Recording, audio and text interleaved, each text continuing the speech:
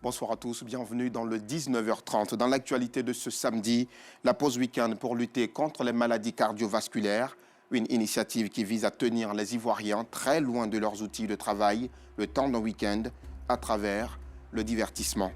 Et puis, nous ferons escale ce soir à Vatouo pour découvrir le 52e pont de liane du Tonkouy, le plus long de la région. Il mesure 50 mètres de long et 20 mètres de large. Un mystérieux pont autour duquel sont entretenues depuis des décennies plusieurs fables aussi fantasmagoriques les unes que les autres. Voilà pour le programme. Nous sommes de plein pied dans le week-end et quoi de mieux qu'une pause après des semaines, voire des mois de travail.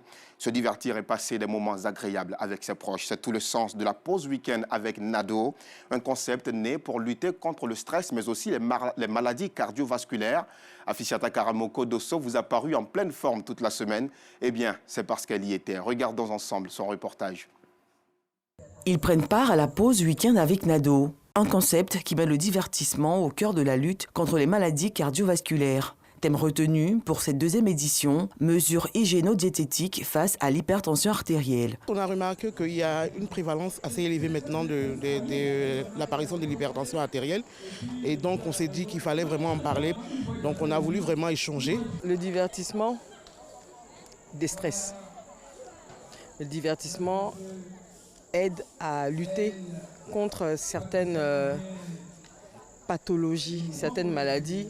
Je suis moins stressée, je m'amuse. Donc du coup, ma tension ne risque pas particulièrement de s'élever. À l'initiative de cette cérémonie, Nadège Rita Kofi, une jeune entrepreneur. Aujourd'hui, beaucoup de personnes sont malades, on le constate dans les hôpitaux, mais c'est dû au stress, à la vie qui est difficile, au fait que l'homme ne prend pas le temps de faire une pause, même quand c'est dur. Donc je me suis dit, pourquoi pas créer un cadre où on informe la population et on leur permet de faire une pause vraiment sainement et de profiter vraiment du temps qu'ils passent. Conscients de l'enjeu, les participants se disent heureux d'être présents à cette soirée. Je m'attendais justement à un moment de partage, de réjouissance et c'est ce que je constate. Le divertissement est un facteur de lutte contre l'hypertension parce qu'il permet de se calmer et puis d'être plus à l'aise, d'éviter d'avoir des hausses de tension. Ça fait une pause, comme on le dit, hein.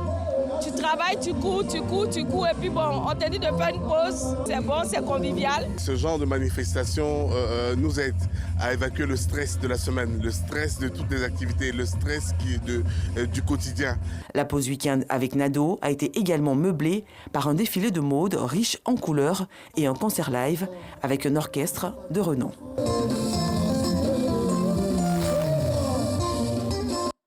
Et si nous faisions un tour dans le Cavali, plus précisément dans la ville de Guiglo, une ville dont certains villages ont mal à leurs écoles primaires. C'est le cas de Zro, un village dont les 2 écoles primaires font face à d'énormes difficultés, des bâtiments vétustes et un manque criard d'enseignants.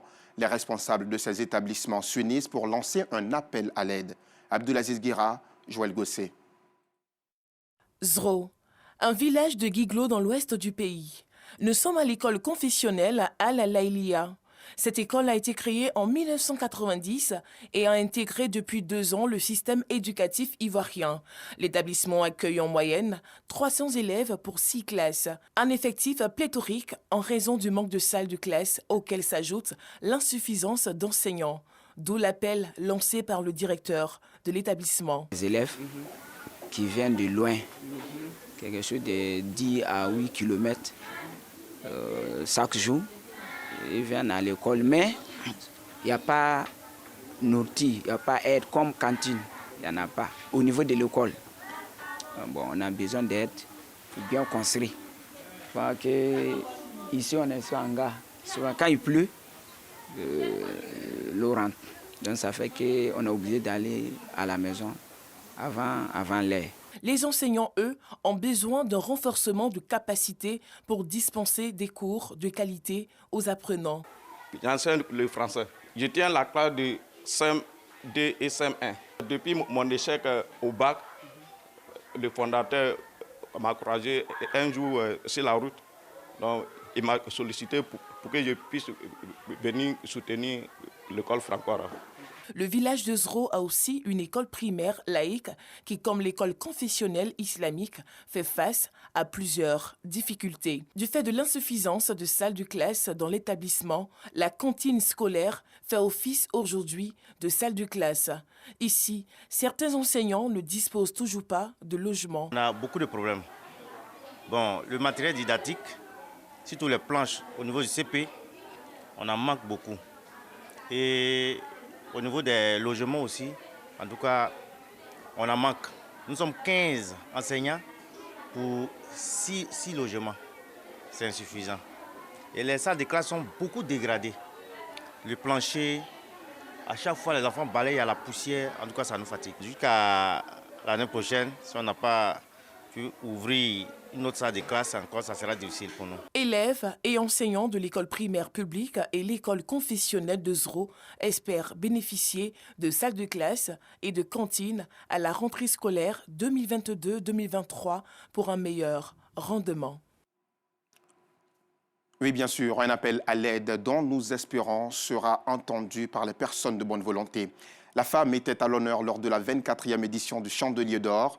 Cette cérémonie qui célèbre les acteurs du développement socio-culturel de la Côte d'Ivoire était placée sous le thème central « Femmes de Côte d'Ivoire, joue ton rôle pour la paix de ta nation ». Ce sont au total 10 lauréats qui ont été récompensés. Le compte rendu de cette cérémonie par Maïssa Kogei. Mesdames, Mesdemoiselles et Messieurs, vous êtes ce soir au Chandelier d'Or, 24e édition. 10 lauréats pour la soirée de célébration de l'excellence et du mérite du travail des meilleurs acteurs socio-culturels du développement de Côte d'Ivoire. La salle Kodjo et bouclée du Palais de la Culture de Trècheville a fait le plein pour accueillir les récipiendaires du Chandelier d'Or 2022, 24e édition, comportant plus de femmes que d'hommes, d'où le thème « Femmes de Côte d'Ivoire, joue ton rôle pour la paix de ta nation ». Nos cœurs sont remplis de gratitude. Tous ceux et toutes celles qui, dans l'ombre, ont travaillé et continuent de le faire pour que cet événement connaisse un succès éclatant, nous vous disons merci. Nous vous recommandons à la bonté infinie du Dieu qui sait récompenser au-delà de toute espérance et de tout désir. J'aimerais remercier toute l'Assemblée et remercier le frère Diké. Que Dieu le bénisse et bénisse son entreprise. Que Dieu bénisse la Côte d'Ivoire, qu'il y ait la paix dans ce pays.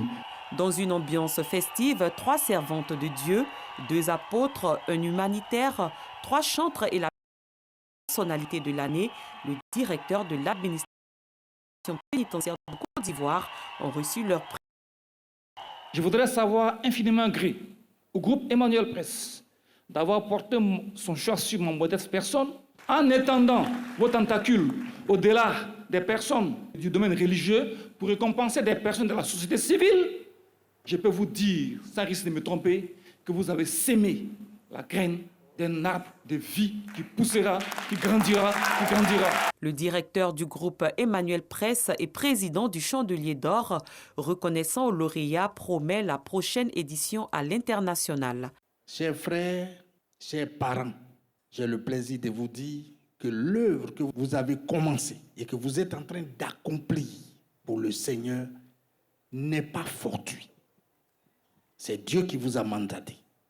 Et si la société ivoirienne se porte bien, c'est grâce en premier lieu par vous.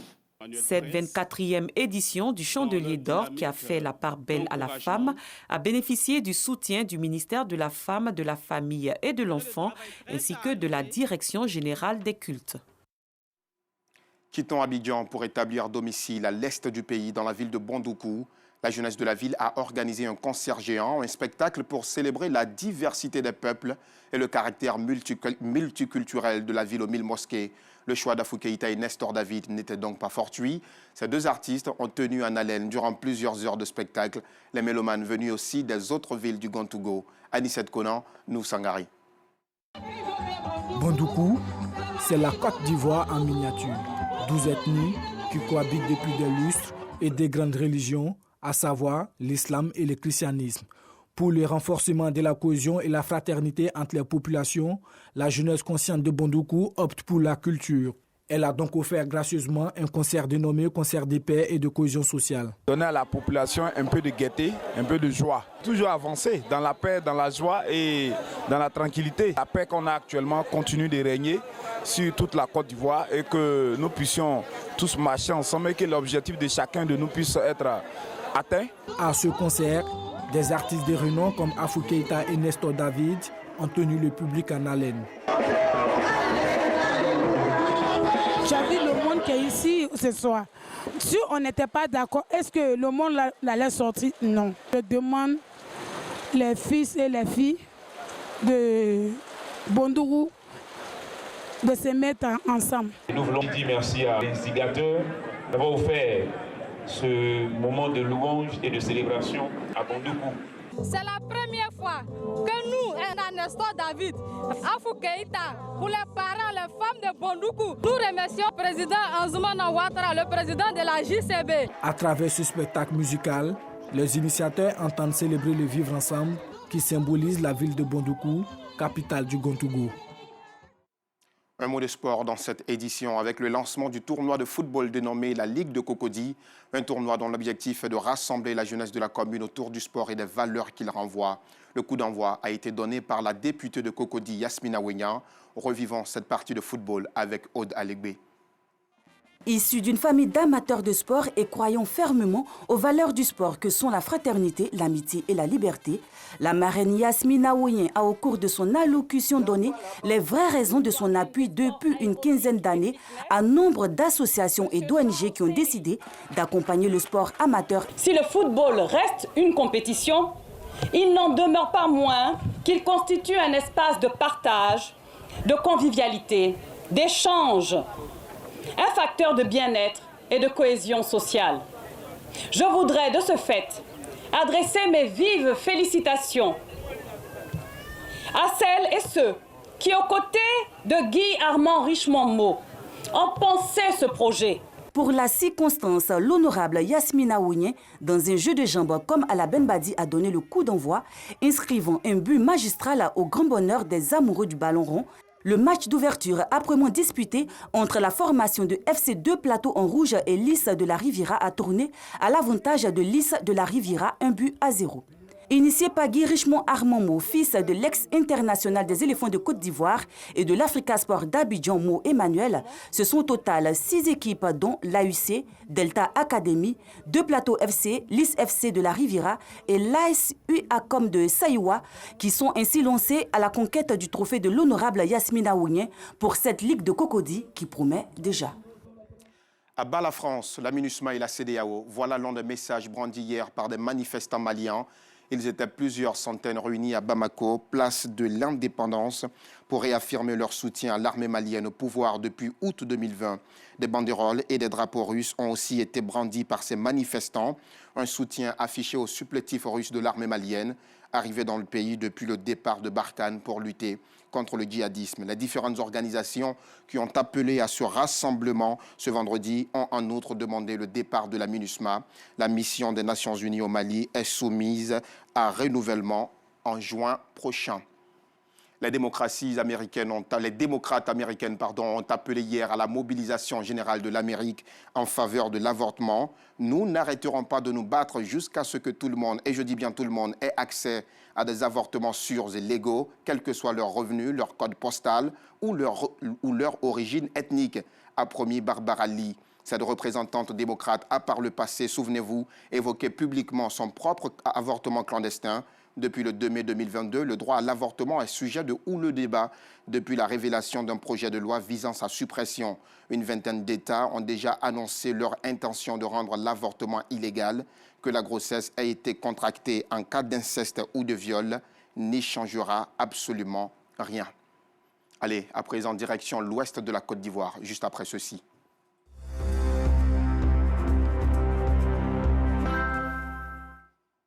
C'est d'une beauté rare et d'un style jusque-là inégalé. Le pont de lianes de Vatouo est, comme son nom l'indique, conçu exclusivement avec des lianes, des plantes grimpantes que supportent quelques troncs d'arbres. Ce pont, inauguré en mars 2022, fait partie des attraits touristiques de l'ouest de la Côte d'Ivoire. Joël Gosset et Gilles Tonien y ont fait un tour. Je vous mets dans la confidence avant de vous montrer ce magnifique reportage. Il est interdit de marcher sur ce pont de lianes avec des chaussures, au risque de subir le courroux des esprits. Mais il n'y a pas que ce seul mystère qui entoure ce pont de lianes. Regardez.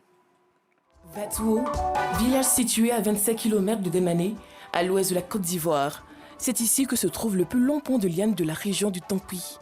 Pour y accéder, cette piste. Une fois arrivé, un petit village autour d'une forêt généreuse où vivent plus de 1500 âmes, avec une chefferie mobilisée pour nous recevoir. Un chant pour nous exprimer la cordiale bienvenue entonnée par l'aînée des filles natives du village.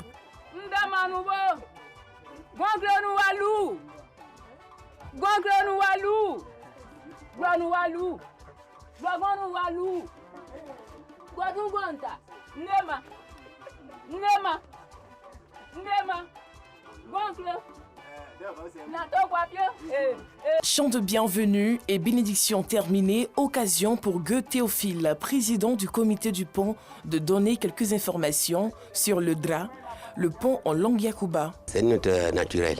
Sinon, nous, on est nés pour trouver ça. On a vu comme ça. On ne connaît pas des années que ça a été créé. Les explications de Gueux suscitent plusieurs interrogations. Comment se construit un pont de lianes? Comment s'entretient-il? Des fois, ça gâte. Et après, 2 ans, 3 ans, et pour établir. Si le temps arrivé, il y a des jeunes qui vont couper des lianes, ils l'envoient, ils déposent là. Dans une semaine, personne ne va pas au champ, personne ne va pas là-bas. Au retour maintenant, il y a pont. Avoir le plus long pont de lianes de toute la région du Tampi dans sa localité est certes un atout. Cependant, les héritiers du DRA disent rencontrer d'énormes difficultés. Nous avons beaucoup de problèmes. Mais seulement, en ce qui concerne le pont, il y a quelques visiteurs qui viennent. Ça ne peut pas suffire. Quand le corona est venu, il n'y a plus de touristes. Si ce n'est pas vous, nos frères africains. Nous, on cherche des gens pour nous aider, pour évaluer notre pont. Que vraiment, nos enfants aussi qui sont au village, ils vont bénéficier. Malgré les difficultés, le chef du village de Vatouo se réjouit de la présence de ce pont historique dans leur village. Il a un rêve. Si le pont est rentré dans le patrimoine de l'UNESCO, ça peut nous aider. On veut que notre pont soit pris par l'UNESCO. C'est notre doléance le plus ardent. Un rêve que nous partageons avec le chef du village. Il est donc impératif de découvrir ce joyau architectural. Sur le chemin, des chants de réjouissance.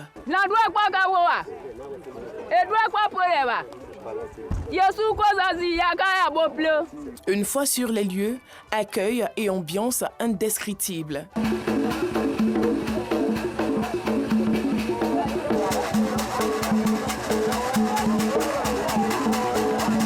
Ambiance qui ne nous détourne pas de notre objectif, la découverte du plus long pont de lianes que nous apercevons avec beaucoup d'allégresse. Construit avec les meilleures lianes de la forêt, il fait 100 mètres de long, 50 mètres de haut au-dessus du cavalier et 20 mètres de large. Par respect pour les initiés qui ont construit les ponts, les interdits varient d'un pont à un autre. Les interdits du pont, on ne mange pas sur on ne monte pas avec le souci. Tous les poudres, les maïs, farine, ça ne passe pas dedans. Pourquoi? Non, c'est le totem. Même chez nous au village, on ne mange pas chewing-gum et on ne vend pas chewing-gum. Mais tu arrives ici, tu dis c'est forcé, tu vas monter avec ceci. Bon, on peut te dire non, hein, mais c'est toi, tu vas avoir résultat chez toi. Pour le pont de Vatouo, en plus des autres interdits, un autre s'y ajoute. On ne passe pas dedans avec le cadavre. C'est très interdit, mais c'est lui-même qui est le plus fort même. Construit pour aider les populations de Vatouo à relier leurs champs, le pont subit une utilisation intense et sans interruption. Pour plus de sécurité, il est renouvelé chaque année par les initiés. C'est les lianes qu'on prend pour confectionner le pont. Avant, on retrouvait ça chez nous ici, mais maintenant, on va jusqu'à la frontière de Guinée pour en avoir. C'est passé et puis c'est jusqu'en dîner, on doit... On trouve les lianes là dans les forêts.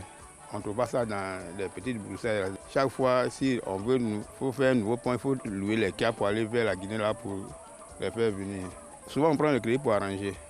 Et puis quand souvent les petits touristes qui viennent ici, ils viennent, les petits moyens qu'on requiert, on les rembourse. On court vers les opérateurs économiques ou bien les ONG pour pouvoir nous aider. Monter sur ce pont suspendu dans le vide, avec pour seul support des lianes soutenues par des troncs d'arbres, ne cesse de fasciner certains et d'effrayer d'autres. L'essentiel, visiter le plus long pont de lianes du village de Vatouo. N'hésitez donc pas, madame, monsieur, à ajouter Vatouo et son mystérieux pont de lianes à votre carnet de voyage. Ce journal est terminé. Pensez aux habitants de Vatouo, Tiovopleu, tous les villages environnants. À demain.